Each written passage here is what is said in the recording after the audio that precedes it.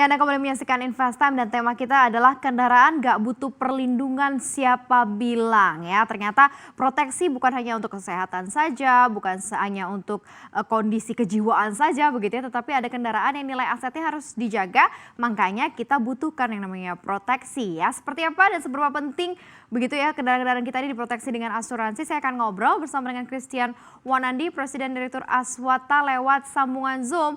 Halo Mas Christian, selamat malam. Malam. Oke, ini kita akan bahas mengenai siapa bilang sih kendaraan nggak butuh perlindungan gitu ya, bahwa ternyata banyak faktor-faktor yang membuat nilai aset kita turun gitu ya, mungkin bukan kesalahan kita tapi mungkin karena keserempet sama orang atau kesalahan orang lain. Nah, seberapa penting sebenarnya kendaraan yang kita miliki ini harus diproteksi atau harus diasuransikan nih, Mas Christian? Ya, betul. Memang menurut saya memang kendaraan itu tentunya butuh perlindungan ya, terutama perlindungan asuransi. Cuman memang ya kalau menanya saya, ya saya bekerja di asuransi, ya mungkin agak sedikit subjektif. Tapi kita harus melihat resiko ya. Di mana-mana itu ada resiko dan kendaraan itu kan merupakan aset pribadi Anda, perusahaan Anda. Nah ini tentunya aset itu harus diproteksi oleh asuransi sehingga untuk menghindari resiko-resiko yang tidak diinginkan. Ya, tentunya asuransi kendaraan pun juga coverage-nya juga cukup banyak dan itu pasti akan membantu meringankan lah beban-beban daripada nasabah-nasabah yang membeli asuransi kendaraan bermotor. Nah, so far seperti apa sih trennya nih Mas Christian kalau dilihat gitu ya pertumbuhan premi atau mungkin klaim gitu yang terjadi karena kalau sekarang kan kondisi pandemi mungkin kendaraan kan agak-agak jarang keluar ya. Nah, ini seperti apa sih total gambaran dari pertumbuhan premi-premi baru atau mungkin dari klaim yang terjadi di sepanjang masa pandemi nih? Seperti apa Mas Christian? Ya, jadi memang ya selama masa pandemi ini tentunya untuk dari segi premi secara industri memang turun ya. Kuartal kedua data statistik dari asosiasi kami AUI itu turun sekitar 16%. Ya kita pun juga dari Aswata atau Asuransi Wanatata kita juga turun sekitar 20%. Memang dari segi premi ini sangat berdampak ya, terutama daripada penjualan mobil-mobil atau kendaraan baru yang memang bulan April Mei itu memang dampaknya sangat signifikan untuk penjualan mobil dan juga untuk asuransi kendaraan mobil. Cuman memang kalau dari segi klaim, ya segi klaim memang selama pandemi ini ada tren sedikit turun, ya karena memang betul ya karena orang pada work from home atau pada di rumah, memang kendaraan itu mungkin yang dipakai juga jarang. Tapi kalau dari kami ya kita awal untuk tahun 2020 ini memang ya 1 Januari itu kan memang ada banjir besar cukup di Jakarta ya, jadi itu juga mempengaruhi klaim yang cukup signifikan. Kalau dilihat dari tren ini karena memang kan di masa pandemi ya catatannya ya Mas Christian. Tapi kalau misalnya tren secara keseluruhan kalau kita compare ke negara-negara yang lain kan kalau asuransi atau insurance itu kan udah jadi gaya hidup ya lifestyle. Kalau di Indonesia kan masih susah nih. Nah seperti apa sebenarnya kalau dari sisi tren kesadaran atau kesadaran gitu ya masyarakat Indonesia untuk dengan senantiasa beli asuransi kendaraan nih. Artinya adalah memang trennya dari tahun ke tahun cukup naik. Kalau dilihat dalam waktu kurun 5 tahun terakhir ini seperti apa Mas Christian?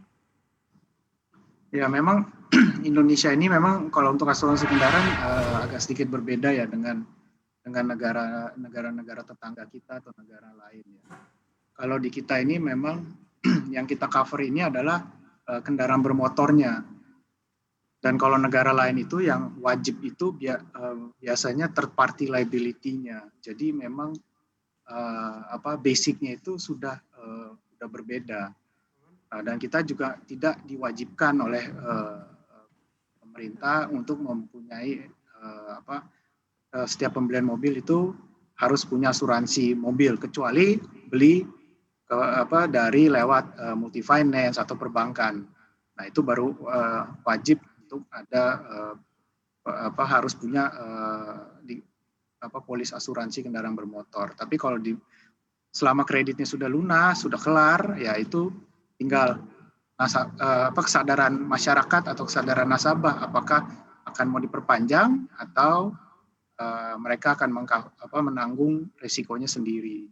Jadi memang kesadaran berasuransi ini di Indonesia kan memang masih belum tinggi ya, masih relatif rendah. Nah ini memang ini yang harus ditingkatkan supaya kesadaran berasuransi itu untuk di Indonesia meningkat. Masih harus ditinggikan dan tingkatkan juga pemahamannya ya terkait mengenai insurance untuk kendaraan atau literasinya juga. Betul. Sebenarnya ada nggak sih batasan usia untuk kendaraan nih Mas? Karena kan kalau misalnya tadi Mas Christian juga sudah bilang kalau beli melalui multi finance, perbankan pasti secara otomatis langsung diasuransikan kan. Tapi setelah kredit selesai ya udah nih nggak ada lagi yang mau dipanjangin karena mereka merasa biasanya nih Mas udah 4 tahun nyicil, mobilnya juga udah 4 tahun gitu ya, atau udah 5 tahun nggak perlu lagi asuransi, biasanya suka kayak gitu.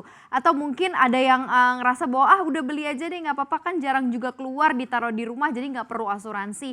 Nah ini gimana nih pandangan-pandangan terkait mengenai hal-hal seperti ini nih Mas Christian?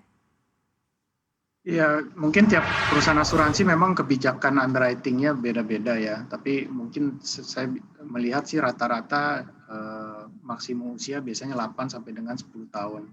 Ya memang itu tapi semuanya tergantung daripada jenis kendaraan dan merek kendaraan ya. Dan risk appetite daripada perusahaan masing-masing. Cuman rata-rata maksimum itu.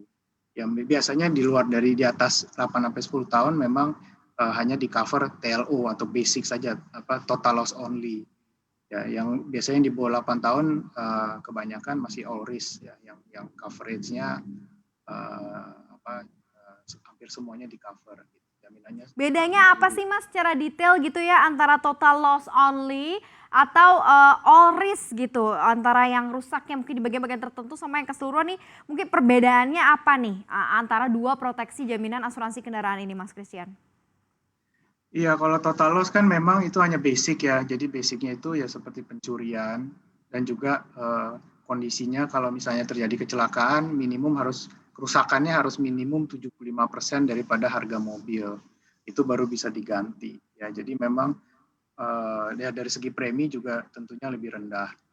Nah, kalau all risk memang dari segi premi lebih tinggi, cuman kecelakaan kecil yaitu semuanya di cover. Ya, tapi memang ada tambahan ya di luar daripada total loss all risk, ada jaminan-jaminan lain yang dari segi basic insurance policy itu ada tambahannya seperti gempa bumi, seperti huru-hara, banjir, third party liability dan yang lain-lain itu ada premi tambahannya.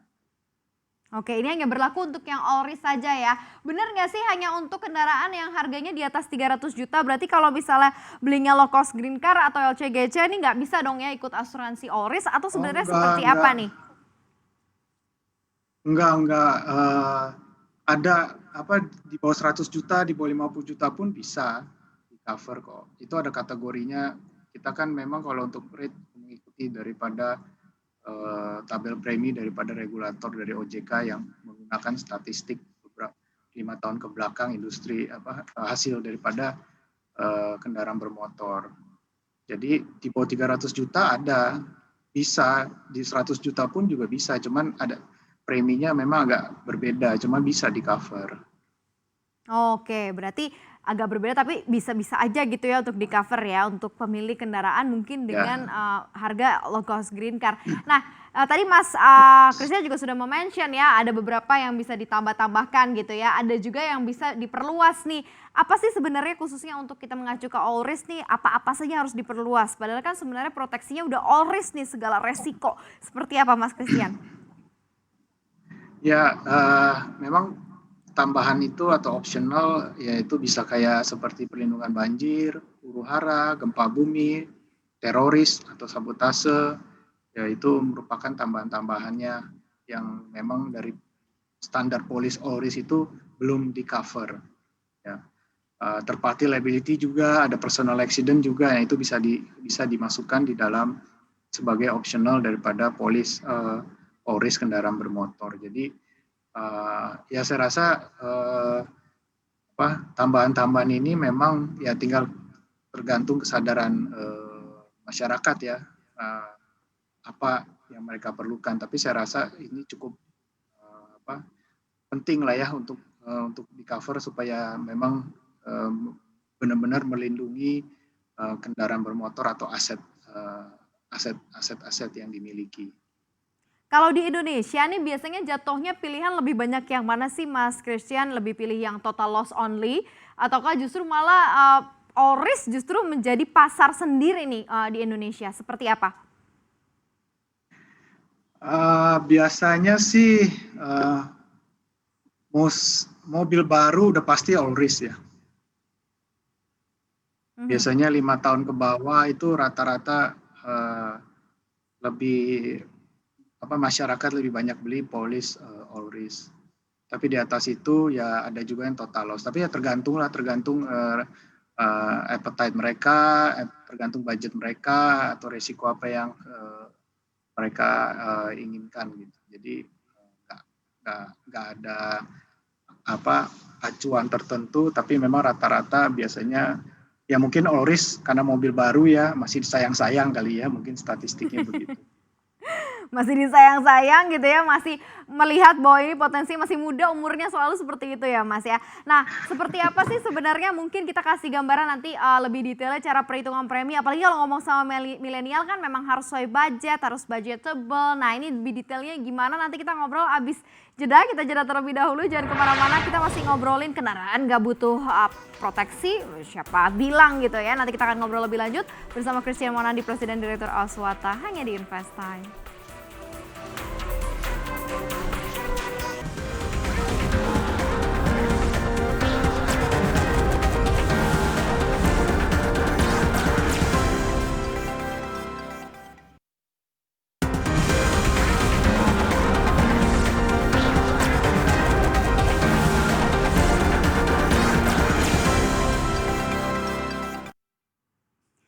Anda kembali menyaksikan Invest Time dan kita bahas tema kendaraan gak butuh perlindungan, siapa bilang. Saya masih terhubung bersama dengan Christian Monandi, Presiden Direktur Aswata lewat sambungan Zoom. Mas kan kembali seperti apa begitu ya, tadi kita sudah gambarkan antara tren dan lain-lain. Nah, kita kalau misalnya ngobrolin soal masalah milenial gitu kan, kita selalu ngobrolin masalah budget. Nah ini seperti apa sih kalau mungkin kita bisa tahu gitu ya gambaran dari premi yang dibayarkan untuk asuransi kendaraan nih Mas Christian?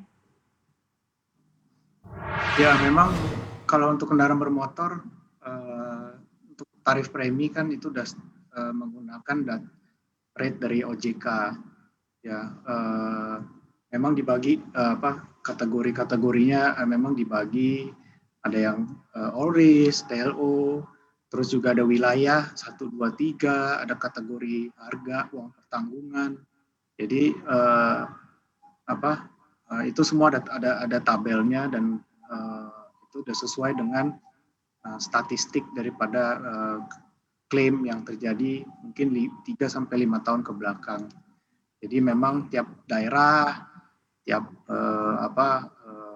kategori harga itu semuanya beda-beda rate-nya.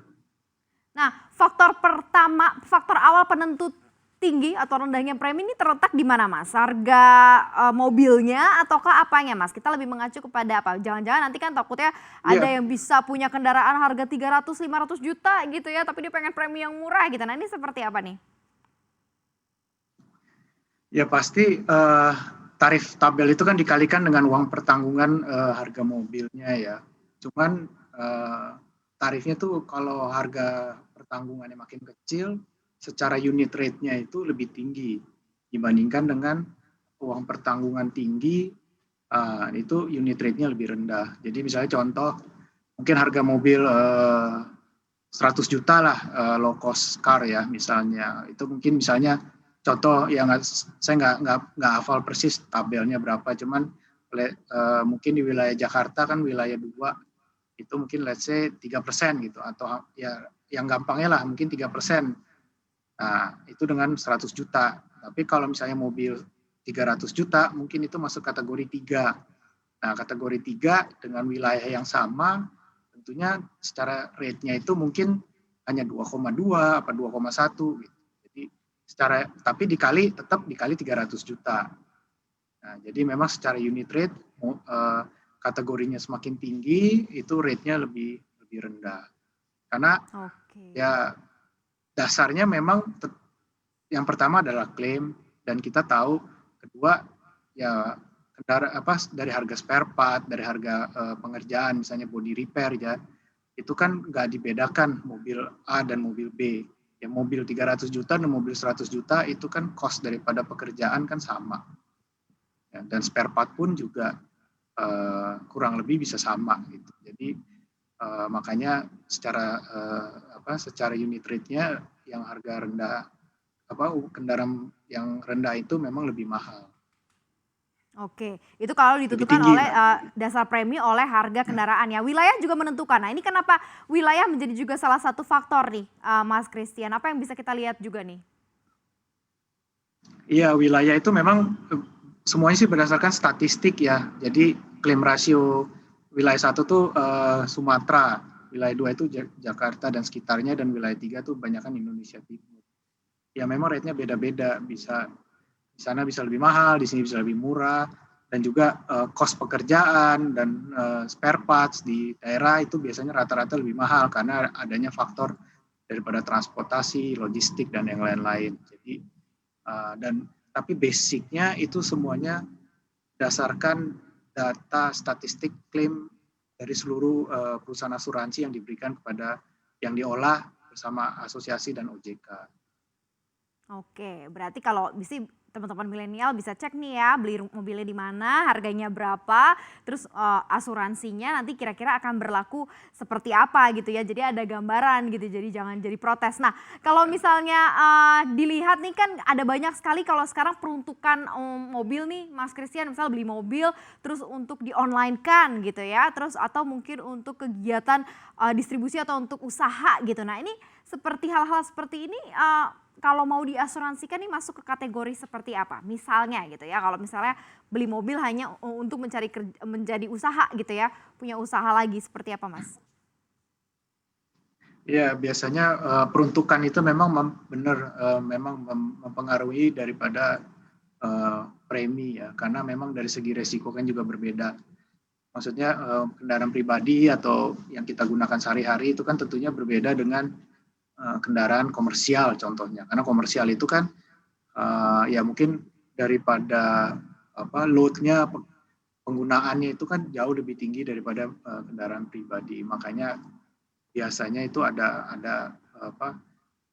tambahan premi karena ya memang resikonya itu jauh lebih tinggi daripada kendaraan pribadi. Jadi peruntukannya itu memang biasanya ditanyakan oleh perusahaan asuransi ini untuk apa, dinas, pribadi atau komersial. Kalau tiba-tiba belinya untuk ke pribadi, tapi ternyata pada perjalanan waktu digunakan untuk komersial, misalnya untuk online gitu, kira-kira akan seperti apa tuh tingkat berlakunya asuransi nih, Mas Christian? Suka ada yang kayak gitu nggak sih mungkin terkait mengenai klaim-klaim ini? Ya ada aja, ada. Jadi memang itu biasanya kita ketahuan kalau pas terjadi klaim ya. Jadi pengalaman memang pasti faktor itu ada. Jadi yang pasti kita akan mengendorse daripada polis kendaraan itu untuk kita ganti kepada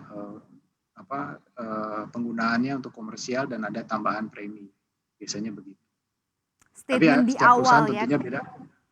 Yes, iya. Jadi kan asuransi kan semuanya kan bekerja kan berdasarkan SPPA, berdasarkan penutupan formulirnya gitu kan. Jadi memang itu benar-benar harus dinyatakan secara transparan dan jujur.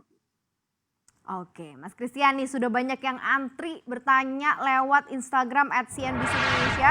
Kita bacain satu-satu ya, dijawab juga mungkin langsung oleh Mas Christian nih. Dari Dwinita, baiknya butuh sisihkan dana berapa sih sebenarnya untuk asuransi kendaraan dari persentase dari pendapatan katanya ya. Berapa banyak dari pendapatan. Kemudian ada Lori Siregar, berapa lama proses klaim asuransi mobil kalau mobil hilang saat disewakan? Oke. Kemudian ada Prima Stuti Dewi, sebaiknya sekali lecet langsung klaim atau nunggu. Biasanya suka tunggu ya, ini baru lecet kanan, nanti lecet kiri dulu, depan belakang, baru masuk asuransi. Nah seperti apa nih asuransi yang baik dan bisa bekerja baik begitu ya, berdampak baik untuk mobil yang kita proteksi nih. Mas Christian, kita jawab satu-satu ya. Pertama, berapa persen sih katanya kalau milenial nih untuk dikeluarin koceknya supaya bisa beli asuransi kendaraan, berapa persen dari pendapatan katanya? Gambarannya aja. Seperti apa Mas Christian? Waduh, tergantung ya. Kita nggak punya sebenarnya nggak punya data yang fix ya untuk berapa persen dari pendapatan. Tapi kan semuanya kita melihat daripada uang pertanggungan atau nilai pertanggungan daripada kendaraan bermotornya tersebut. Nah, kita kan nggak tahu dengan income berapa dia beli kendaraan apa, itu kan tiap orang beda-beda ya keinginannya ya. Ada yang maunya lebih bagus atau yang mau biasa-biasa aja, itu semuanya tergantung dari kemauan masing-masing ya. Jadi kalau untuk berapa persen sih ya saya nggak bisa bilang persisnya bagaimana, cuma saya rasa sih kalau ya average saja sih mungkin kurang dari 5% lah saya rasa per tahunan ya. Karena kan premi asuransi itu kan 1 tahun. Kalau income hitungnya kita juga Bulanan tahunan ya.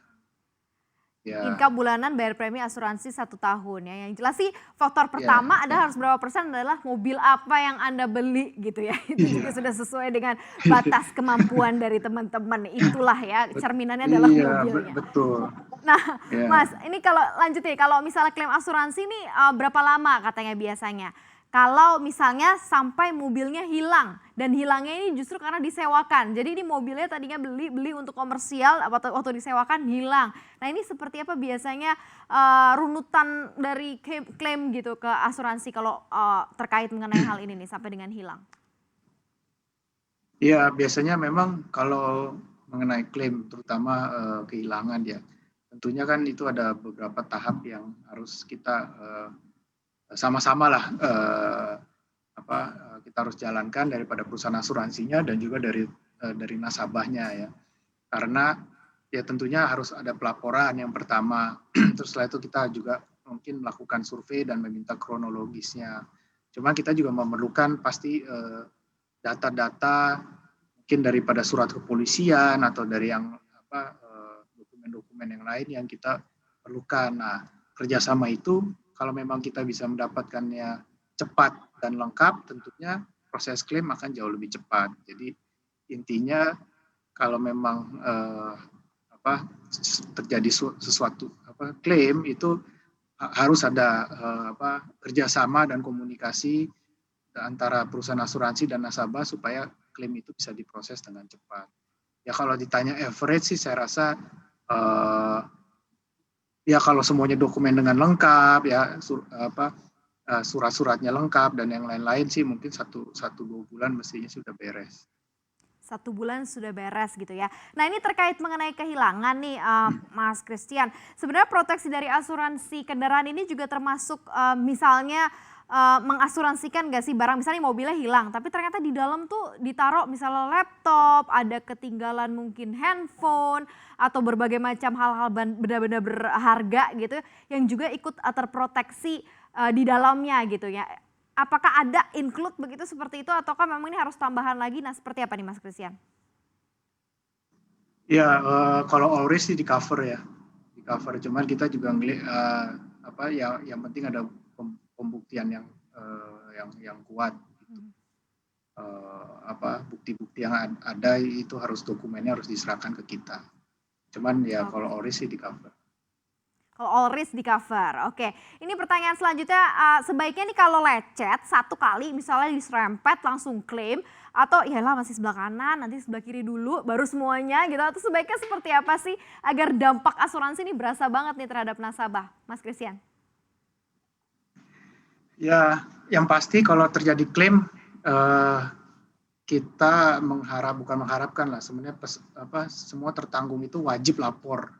Ya, mau kejadian apapun, kejadian kecil maupun besar atau cuma satu lecet kecil itu tetap harus lapor. Ya, dan itu ada biasanya ketentuan jangka waktunya ada beberapa hari setelah kejadian itu maksimum harus lapor. Jadi itu yang pertama yang tertanggung harus lakukan. Nah, setelah itu ya tinggal tergantung karena satu kejadian itu biasanya kalau klaim asuransi kendaraan bermotor ada dikenakan deductible atau on retention atau biaya yang harus dikeluarkan. Kalau tidak salah range-nya mungkin sekitar 300.000 per kejadian. Jadi terserah mau pas diklaimnya mau dikumpulin, cuman mungkin bisa beberapa deductible juga sama, tapi yang pasti mau sekali atau beberapa kali tetap harus melapor. Jangan nanti mau beberapa kali tungguin tapi kejadian yang lama yang sudah berbulan-bulan itu tidak dilaporin, nah itu takutnya akan bisa kemungkinan ditolak klaimnya. Jadi yang pertama itu harus melapor. Mau pembetulannya ke bengkel itu masih dalam beberapa bulan atau belum ada waktu atau gimana, yaitu pilihan ya. Tapi harusnya pelaporan itu yang harus pertama kali dilakukan oleh tertanggung.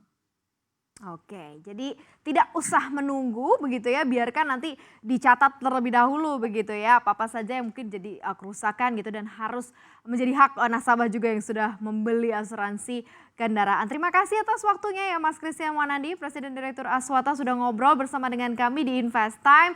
Terima kasih, selamat malam terus jaga kesehatan ya Mas Christian. Dan selanjutnya Investor masih akan kembali dengan deretan informasi menarik lainnya dan akan disampaikan langsung oleh rekan saya Andi Shalini. Tetap bersama kami di Invest Time.